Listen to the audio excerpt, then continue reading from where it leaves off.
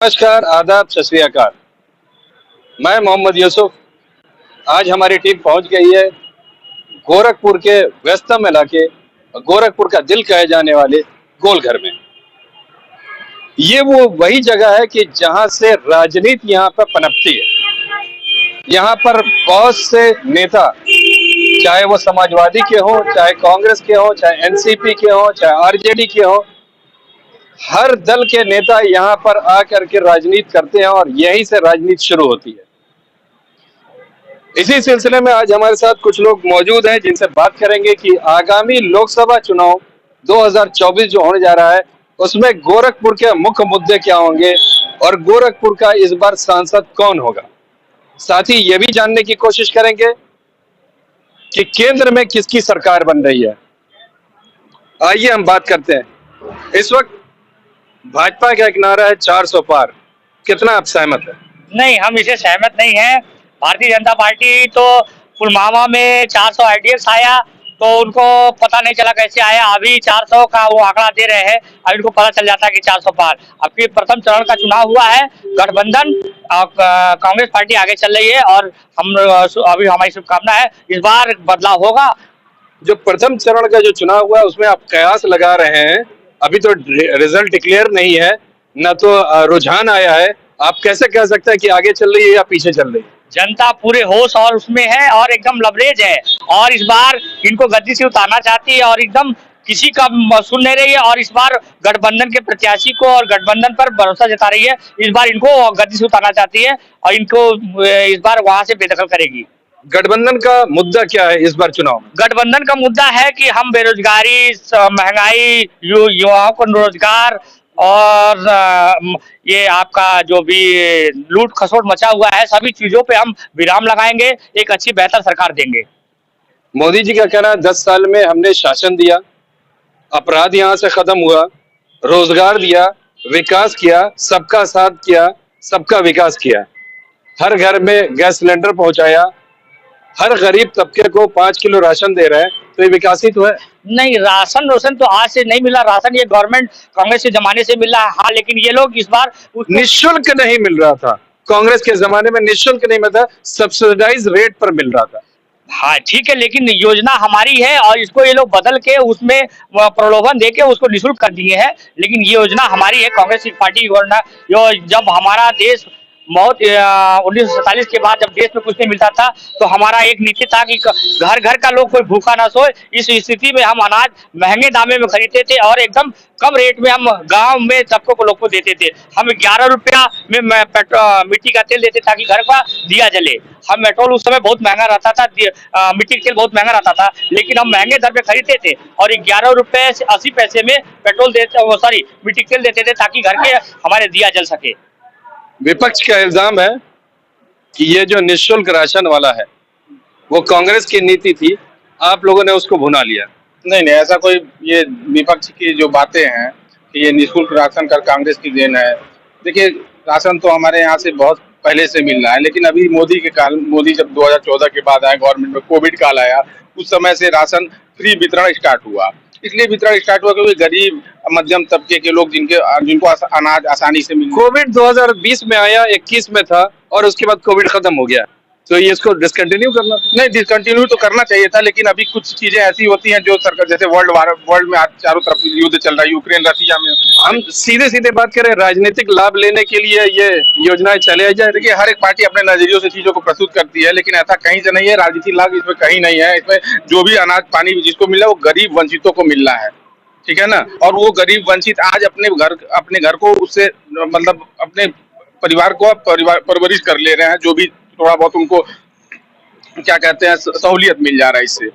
5 kilo ration अगर 4 लोगों का परिवार है तो जस्टिफाइड है 1 महीने के लिए? नहीं, एक महीने के लिए जस्टिफाइड नहीं है, लेकिन फिर भी कुछ तो सहायता उनको मिल ही जाता है, जो उनके आर्थिक आधारों पे देखा जाए तो कुछ सहूलियत है उनको इस बात को लेकर। गैस का दाम इतना बढ़ गया, उज्ज्वला गैस में आपने फ्री में दे दिया, रिफिल नहीं हो पा रहा है। नहीं, रिफिल नहीं हो पा रहा है इस समय, क्योंकि भाई देखिए, आप हर एक मुद्दों पे देखिएगा रिफिल नहीं हो पा रहा है, कहीं रिफिल भी हो रहा है। अब क्या है सच्चाई, किसकी गलती है इसमें? अधिकारी को भी ध्यान देना चाहिए, चाहे जो भी शीर्ष नेतृत्व है उसको भी ध्यान देना चाहिए। ऐसा नहीं है कि रिफिल नहीं हो पा रहा, तमाम हमारे यहाँ बगल लोग नहीं है जो रिफिल आज भी हो रहा है उनका। कितने लोग कह रहे हैं कि रिफिल नहीं हुआ, तो सच्चाई तो वो जानेंगे। अभी तो हम इसके बारे में पूरी डिटेल्स में नहीं जान पाएंगे सच्चाई। गोरखपुर का मुद्दा, ये इनका पहले हम इनकी बातों का जवाब दे दें। जो इन्होंने कहा कि मुफ्त में राशन मिल रहा है, पहले तो आप हमको यही बता दें या पार्टी ही बता दे कि कुल कमोबेश 21 करोड़ गरीब थे, अभी 81, 82, 83 करोड़ गरीब, जो एक डाटा है सरकारी ये है।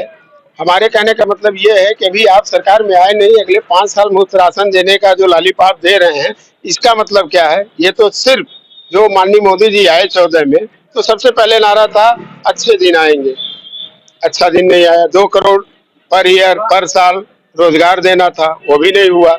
15 लाख खाते में आने थे, वो भी नहीं आया। तो इस सारे मुद्दों को लेके जब बातें हुई तो इन्हीं के पार्टी के गणमान्य लोग, जैसे माननीय गृह मंत्री जी अमित शाह जी हैं, उन्होंने कहा कि नहीं ये तो जुमला है। तो आप आम जनमानस को जो जुमले में उलझा रहे हैं, मंदिर मस्जिद में उलझा रहे हैं, आप अपने कार्य का, अपने 10 साल का क्यों नहीं सर्टिफाई कर रहे हैं, डाटा दे रहे हैं कि हमने क्या किया। आप कहते हैं 70 साल में क्या हुआ? 70 साल में जो हुआ उस सारे प्रतिष्ठानों को आपने बेच दिया। अब आप कुछ कहाँ बेच दिया आपने?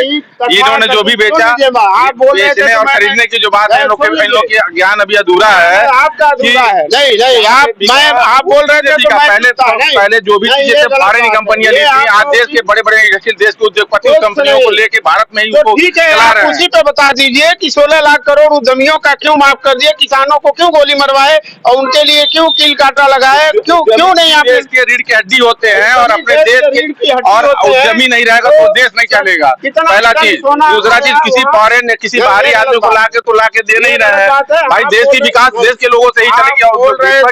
विपक्ष का एक मुद्दा हमेशा उठाती है, मैं बोल रहा हूँ तो आप भी सुनिए कि बीजेपी ने सिर्फ 2 फैमिली या 3 फैमिली का ही विकास किया है, तथा कथित जो विपक्ष इल्जाम लगाती है, जिसको आप भी सर्टिफाइड कर रहे हैं कि हिंदुस्तान के लोगों को ही काम दिया गया है, उन्हीं को आगे बढ़ाया जा रहा है, विदेशियों को नहीं। लेकिन देखिए सुनिए, एफडीआई लाने का जब बात हो रही थी कांग्रेस के रिजिम में, तो विरोध बीजेपी ने किया था और बीजेपी आने के बाद एफडीआई इम्प्लीमेंट कर दिया। कैसे? जी, एफडीआई इम्प्लीमेंट किया, ये तो बात सही है। लाने वाला आपने जब विपक्ष में थे तो विरोध किया, और जब आप पक्ष में आए तो इस सरकार ने संशोधन करके लाया है। आप उस समय के एफडीआई के बारे में पढ़िए और इस समय के एफडीआई के बारे में। कोई संशोधन नहीं हुआ। आप हमारी बात सुनिए, आप जो है नहीं सुनिए, मेरी बात सुनिए महोदय। आप मणिपुर पे कुछ नहीं बोलते हैं, चुप्पी साध लेते हैं। आप वहाँ जो है कलकत्ता आपको दिख जा रहा है। यहाँ मामला इतना बड़ा देश प्रदेश है, कहीं न कहीं घटनाएं होती रहती हैं, लेकिन सरकार में बैठे या प्रधानमंत्री पद बहुत बड़ा पद है, उसकी एक गरिमा है। माननीय प्रधानमंत्री महोदय को शिकन नहीं आया, मतलब एक कहते हैं ना, बल नहीं पड़ा कि हमारे देश में ये क्या हो रहा है। और आपके जुमले, आपके वक्तव्य, आपकी भाषा से आप सिर्फ और सिर्फ विनाश की बात होती है, संप्रदाय को लड़ाने की बात करते हैं, विभाजन करने की नीति आपकी है। आप इस बात को ये भी बता दीजिए कि जो इन्होंने कहा कि पेट्रोल, तमाम लोगों ने कहा कि सस्ता होगा, जब क्रूड ऑयल सस्ता था, उसका आप डाटा निकाल लीजिए कि जब से ये 14 में सरकार में आए, कब किन किन तिथियों में क्रूड ऑयल का प्रति बैरल रेट क्या था, उसके अनुपात में डीजल पेट्रोल 40, 45, 50 रुपए बिकना था। जब आप माननीय 37 रुपए पे आ गया था क्रूड ऑयल, जब इनकी पहले टर्म में सत्ता बनी थी, 8 महीने के बाद डाटा रिजर्व होगा सरकार में, तो ये सरकार में डाटा तो रिजर्व होगा नहीं, कुछ कंप्यूटराइज होगा तो ऑनलाइन मिल जाएगा। अब तो आज का परिवेश ये है कि गृह मंत्रालय में आग लग रही है, फाइलें जल रही हैं, ये एक अलग विषय है। तो जब क्रूड ऑयल सस्ता था तो पेट्रोल और डीजल का नाम आपने क्यों नहीं सस्ता किया? पहली बात। दूसरी बात ये कि आप बोलते कुछ हैं और कुछ करते ही नहीं। आम जनमानस का जो रोष है, सुन लीजिए अभी, तो ये आप समझ लीजिए, पहले तो एक डाटा आ रहा था जो विश्लेषण करने वाले थे राजनीतिक प्रदेश, पर्टिकुलर हर स्टेट में, तो इनकी 180 से 88 सीटें ही आ रही थी, लेकिन उन्हीं लोगों का आकलन है। और जो इनका जनता इनसे विमुख हो गई है, जैसे मान लीजिए हरियाणा, पंजाब में वोट बैनर लगा के बोल रहे हैं कि नहीं साहब, आप उसको किसान बोल रहे हैं कि दिल्ली में आने नहीं दिए, तो आपकी पार्टी के लोग हमारे यहाँ नहीं आएंगे, हम वोट नहीं करेंगे। इसी क्रम में एक बात और मैं आपको बता दूं कि छतरी वाला मामला है, सैनी वाला मामला है, त्यागी वाला मामला है। छतरी तो कसम खा ली है, त्यागी भी खा ली है, सैनी भी कह रहे हैं कि इस बार बीजेपी को वोट देना ही नहीं है। तो आपका जो 37% वोट पे जो आपकी सरकार बन रही थी या बनी थी कमोबेश, बाकी पार्टियों को जो जो लोग भी दल थे उनको सब अलग अलग लड़ रहे थे, तो इसलिए आप 37% तो सरकार बना लिए। लेकिन आज की परिस्थिति विपरीत है, आपकी सरकार नहीं बन रही है। और कमोबेश ये मान के चलिए कि 147 से 150 सीट पे बीजेपी इस बार सिमट जा रही है। इसका आपका 400 पार का नारा है। जी जी। विपक्ष का कहना है 140 से 150। विपक्ष तो देखिए भाई 140 क्या, वो 40 भी ना दे, लेकिन अब आप चुनाव आ रहा है, रिजल्ट भी आएगा। इन्होंने विधानसभा चुनाव में ही बोला कि इस बार चूपड़ा साफ है, 4 स्टेट में हमारी सरकार बनी। तो भाई जनता तो बेवकूफ नहीं है, जनता पढ़ी लिखी है, समझदार है। वो किसी मुद्दों पे वोट दे रही है, वो देश के मुद्दों पे, राष्ट्र के मुद्दों पे। अभी इन्होंने बोला कि सैनी और ये फला ढिमका। एक गोरखपुर का अगर आप चुनाव की देखते हैं तो गोरखपुर में किस मुद्दे पर आप देखिए, गोरखपुर में बस एक मुद्दा है विकास का, और माननीय विकास तो ऑलरेडी हो ही रहा है। विकास हो रहा है, तो मोदी जी को केंद्र में लाना है कि देश और राष्ट्र का विकास हो, राष्ट्र का नाम बाहर के देशों में बहुत रोशन हो, काफी तेजी से आगे जाए राष्ट्र। क्योंकि आज जो हमारे यहाँ एम्स नहीं था, एम्स मिला, क्या नहीं मिला गोरखपुर को? अच्छी रोडें मिल गई। सिटिंग सांसद है, उनके नाम पर वोट मिलेगा? नहीं, मोदी जी के नाम पे सिटिंग सांसद मैं नहीं के नाम पे नहीं मिलेगा। योगी जी, मोदी जी के नाम पे हम ये मान लें कि जितने भी आपके सांसद हैं उनका कहीं नहीं, ऐसा नहीं, उनका रोल है अपने अपने जगह। लेकिन यहाँ ये गोरखपुर संसदीय सदर क्षेत्र जो है, यहाँ योगी और मोदी के अलावा दैट्स ऑल, कोई नहीं। बस जो भी लड़ा उनके नाम पे। जो आप डमी नहीं हम कहेंगे भाई, उनका एक जनाधार है, उनके नाम के आगे उनके पार्टी का सिंबल है, तो कैसे डमी हम कहेंगे? वो तो पार्टी है, तो डमी कैसे होगा? आप कह रहे हैं कि उनके नाम पे नहीं, योगी जी और मोदी जी के नाम पे हो रहा है। तो मोदी जी, योगी जी जो पीछे देखा गया, जिसको भी खड़ा करते हैं वो यहाँ से जीत जाता है। हाँ, क्योंकि उनका गढ़ है। पहले महाराज जी यहाँ से जीतते थे। कैंडिडेट माना जाए डमी है। योगी जी का गढ़ है, ये कांग्रेस का भी गढ़ है। ये कहाँ किसी का गढ़ नहीं है, ये माननीय यहाँ शुरू से मंदिर और योगी जी का वर्चस्व है और हमेशा रहेगा। 89 से है। हाँ। उसके पहले कांग्रेस की झंडा जब लहराता था तब लहराता था, लेकिन आज के दिन भगवा झंडा लहरा रहा है और लहराएगा। अभी ये लोग टोटल राम जन्मभूमि में बात करते हैं। अभी इन्होंने 22 तारीख में राम जन्मभूमि का उद्घाटन किया, हर जगह पे वो किया। हमारा भारतीय जो गणतंत्र दिवस था, कई घरों पे तिरंगा नहीं लहराने दिया, इन्होंने सिर्फ भगवा लहराया। और ये देश में नया चीज लाना चाहते हैं, नया चीज 22 तारीख का जो डेट मुकर्रर किया, आज हमारा राम जी का जन्मदिन था, अभी रामनवमी था, इसमें कहीं बीजेपी का कोई प्रचार प्रसार नहीं था, न कि भगवान लहराया, न कुछ किया कि रामचंद्र जी आए हैं। रामचंद्र जी को कौन लेके आएगा? रामचंद्र जी स्वयं भगवान है, उनको कौन लेके आएगा? ये लोग कहते हैं हम रामचंद्र जी को लाएंगे, ऐसा कुछ नहीं है। और रामचंद्र जी को लाना है तो आज रामनवमी में उनका जय जयकार होना चाहिए था। कहीं रामचंद्र जी का इस बार रामनवमी में जय जयकार नहीं हुआ। ये देश में संस्कृति को पलटना चाहते हैं। रामनवमी में जय जयकार नहीं हुआ। विपक्ष अपने नजरियों से चीजों को देख रहा है। रामनवमी में वो जय जयकार हुआ है कि 80 करोड़ सनातनी जाग गए हैं और सब अपने मन मंदिर में राम का दीपक और राम का चित्र लेकर घूम रहे हैं, जो देश के आने वाले समय में दिखाई देगा और इस चुनाव के बाद और अच्छे से दिखाई देगा। सुनिए, इनका जो ये कहना है, इनका कहना है कि विदेशों में डंका बज रहा है, ये गलत बात है। यहाँ से प्लेन में लोग जाते हैं, वहाँ जो राजदूत होते हैं, जो वहाँ सरकारी तंत्र का वहाँ ऑफिस होता है, जिसको वहाँ के लोग रिपोर्ट करते हैं कि किस देश में, इंडिया के या किसी भी देश के कितने लोग निवास करते हैं या अपना काम धाम करते हैं, उनको पत्र दे करके बुलाया जाता है माननीय मोदी जी के इवेंट में शामिल होने के लिए, और वो करते हैं। लेकिन आप सुनिए नहीं, आप अधूरी बात नहीं सुनिए मेरी बात। आप एक बात बताइए, एक मिनट, आज अधूरी नहीं है, आप लोग डिस्टर्ब करते हैं। नहीं, ये गलत बात। मेरी बात पूरी होने दीजिए। मुद्दे पे बात कर रहे हैं, देश के मुद्दे पे ये है कि इनके कहने पे मैंने जवाब दिया, मेरा ऐसा कुछ इंटेंशन नहीं था कि बाद में बात करेंगे। नहीं, देश के मुद्दे की बात ये है भाई साहब कि देश बिल्कुल जनहित के मुद्दे पे बीजेपी सरकार फेल है। ये तथाकथित कुछ 20, 22, 25 उद्यमियों का 16 लाख करोड़ माफ करते हैं। ये आप और हमको भी जानने का विषय है कि किसानों को गोली मरवा रहे हैं, कील कांटे किला लगा रहे हैं, बैठने नहीं दे रहे हैं, दीवार चलवा रहे हैं। आप किसानों की आय दुगनी की बात किए थे, आपने उनका खाद बीज से महंगा कर दिया, और आप सारे जो भी पावर चल रहे हैं, अडानी हो, अंबानी हो, इनको आपने दे दिया। बिजली का दर, आप भी बिजली जलाते होंगे, पंखा चलाते होंगे, आप स्वतः संज्ञान लीजिए कि इनके राज में महंगाई का स्तर कितना ऊंचा हो गया और एक आम आदमी परेशान है। जो उज्ज्वला कनेक्शन की बात आपने किया, वही उज्ज्वला की मैं बात कर दूं, एक बार आपने फ्री कुछ तथाकथित लोगों को दे दिया, अब उनके पास पैसे ही नहीं है। 400 में महंगा लगता था, अब 1150 में गैस दे रहे हैं, तो किनके पास पैसा है जो उज्ज्वला कनेक्शन का गैस रिफिल करा ले? आप हमको इस बात को बताइए। ठीक है, गोरखपुर का मुद्दा क्या? गोरखपुर का मुद्दा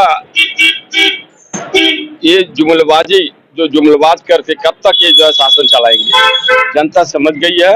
अब कांग्रेस एक बेरोजगारी, महंगाई पर चुनाव लड़ी है, शिष्टाचार व्यवहार पर चुनाव लड़ रही है। अब की बार गोरखपुर का सांसद कौन?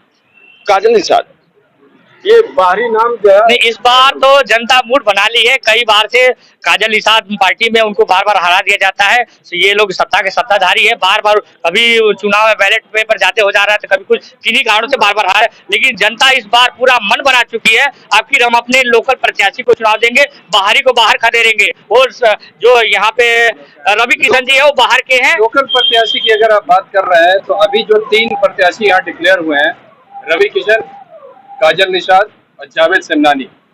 रवि किशन भी बाहर के हैं, काजल निषाद भी बाहर की हैं, सिर्फ जावेद सिमनानी नहीं, काजल निषाद बाहर की नहीं है। काजल निषाद राजस्थान में पैदा हुई और उनका यहाँ ससुराल है, कर्म क्षेत्र उनका मुंबई है।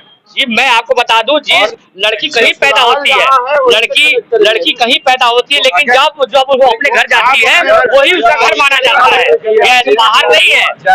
जावेद सिमनानी यही पैदा होके यही छात्र। जावेद सिमनानी बताइए, जनता के बीच में जनता के मुद्दों में कभी नहीं लड़े हैं, जनता के बीच के लोग कभी काम नहीं किए हैं। वो जनता किस बात पे बताइए, आप तक ये जनता के बीच में गए हैं, सिर्फ चुनाव में टिकट मिल गया तब यहाँ के लोकल है?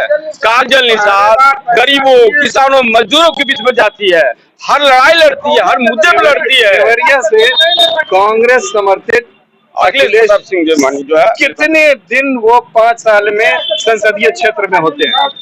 वो हमेशा रहते हैं, पैराशूट हमेशा लड़ते हैं। नहीं, देखिए वो एमएलए भी थे, तभी मेरे कहने का मतलब अभी मेन मुद्दा किस मुद्दे पर आप चुनाव लड़ेंगे, हम कंक्लूड करेंगे।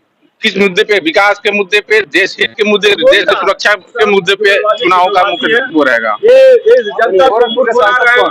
रवि किशन। सुनिए, नहीं ये तो विषय अभी हम ये कह दें कि गोरखपुर का सांसद कौन, तो ये टोटल ठीक बात नहीं है। आपके नजरिए? सुनिए, नजरिया ये है कि वोट ऑफ परसेंटेज और जो मामला है, जो एक रोष है, जो एक विरोध है बीजेपी पार्टी से आम जनमानस का, उसके क्रम में मुझको ये पूरी उम्मीद है कि गठबंधन में प्रत्याशी काजल निषाद लीड कर रही हैं। पहली बात। दूसरी बात ये कि आप एक बात बताइए, मैं बार बार कह रहा हूँ, बीजेपी सरकार 10 साल का टर्म उनका हो गया। आप 2019 में पता नहीं 80-85 हजार का लोन लिया, कौन जापान कंपनी से बुलेट ट्रेन चलाने के लिए, और वो लोन लेके वहीं के कंपनी को आपने दे दिया। 19 से आज 24 हो गया, बुलेट ट्रेन का पता ही नहीं, स्मार्ट सिटी का पता ही नहीं, अच्छे दिन का पता ही नहीं। तो जनता, अब एक चीज और इसी में लगे बता दें कि कांग्रेस पार्टी के नेता जो माननीय राहुल गांधी है, 2-2 टर्म चले, कहाँ वहाँ कन्याकुमारी से लेकर वहाँ, फिर मणिपुर से लेकर मुंबई तक। एक बात बताइए, सबसे मिले, सबकी व्यथा सुने, सबकी तकलीफें समझे, तो इस समझने समझाने में जो स्टेट में चुनाव हुआ और जो उन्होंने वादा किया, जो घोषणा किया, वो वहाँ लागू है। तो बीजेपी पार्टी का जो जहाँ पे सरकार है, जहाँ पे गैस होना चाहिए कम या जो पैसे मिलने चाहिए, वहाँ क्यों नहीं लागू? आप अपनी बातों से ही पीटते हैं। जनता जान गई है कि आप बोलते हैं, करते कुछ नहीं है। इस बिना पे पूरे भारत की जनता असंतुष्ट है बीजेपी पार्टी से। इसके क्रम में ये मान के चलिए करीब 100% कि इस बार परिवर्तन है। माननीय मोदी जी पीएम नहीं बन रहे हैं, कोई तीसरा आएगा, ये नहीं बन रहे हैं, ये एकदम फाइनल है। जनता के रोष और विरोध और जो सबका एक मामला है, मूलभूत सुविधाओं से जो वंचित है उनका, कि इस बार माननीय मोदी जी जा रहे हैं, परिवर्तन पक्का है, इसमें कोई दो राय। चलिए, अगर यहाँ पर इनका कहना माने तो यहाँ पर अपनी अपनी पार्टी का अपना अपना तथ्य है। किसी का कहना है कि विपक्ष इस बार आएगी, किसी का कहना है कि भाजपा फिर से आएगी। ये तो आने वाले 4 जून को ही पता चलेगा कि कौन वोट किस कल बैठ रहा है। मैं मोहम्मद यूसुफ, EN डेली से गोरखपुर के लिए।